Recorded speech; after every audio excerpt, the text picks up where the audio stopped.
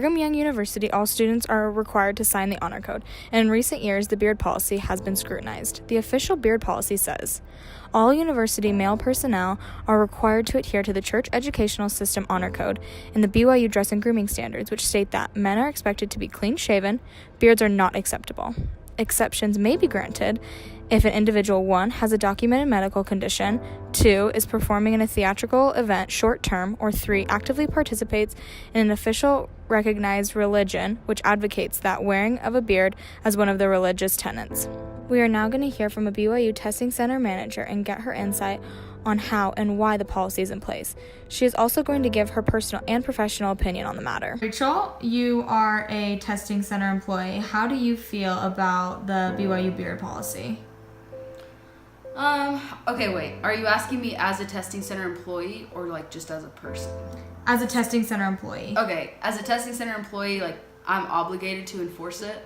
And so, like my answer as a Testing Center employee is that it is part of the honor code and something that every student has to follow. But as just a normal person, I kind of think that it's like a little bit outdated and something that we should kind of do away with. Because I know at least working at the testing center, it kind of sucks because we're constantly worrying about so many things at once. So it's like you're worried about if students are cheating, like that the tests are in order, that everything's running smoothly. And like the fact that we have to stop kids and send them away for beards and make like an already stressful testing situation even more stressful, to me is frustrating. Like I think it's kind of pointless, but at the same time, like it is part of the honor code, so we have to enforce it and like follow through with it, I guess. Totally, that makes sense. And so have you had any personal experiences where people have come in with beards and you've had to turn them away? Or is the testing center pretty lenient, do you think, about a little bit of scruff, maybe not a full beard, but...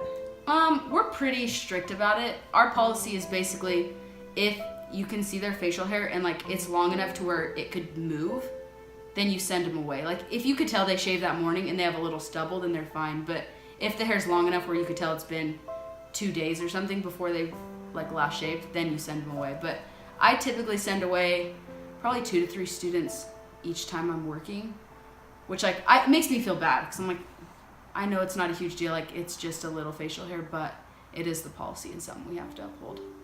Okay, well, thank you so much for your time, Rachel, and thank you so much for enforcing the BYU beard policy.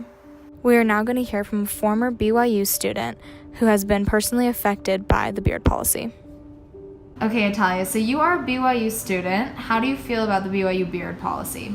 I've always been confused by it. I think I don't get it.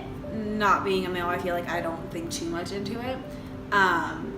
But I feel like I've had friends complain to me about how like they literally like get rashes from having to shave every day.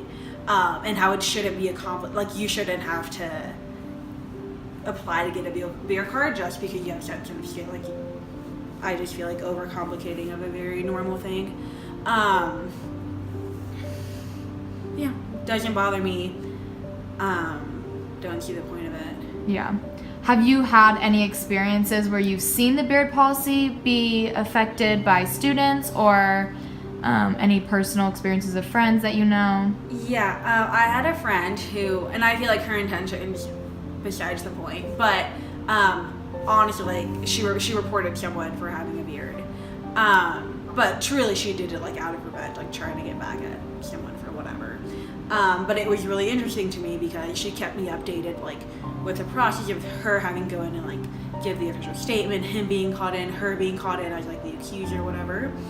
And it was funny to me because the very first time she was like scared of the honor code office and I went in with her, and the honor code whoever, like director, teacher, whatever they're called, truly like didn't care. Like I think she was like very much trying to get the facts, like what's gonna happen. And it was just funny to me how even him, like the like administrator, like whatever, the employee who like enforces the honor code office was saying like it's not that big of a deal, we're gonna call him in, and if he continues to do it then we might look into like actual punishment or repercussions or whatever. Okay. Thank you so much, Talia, for your time.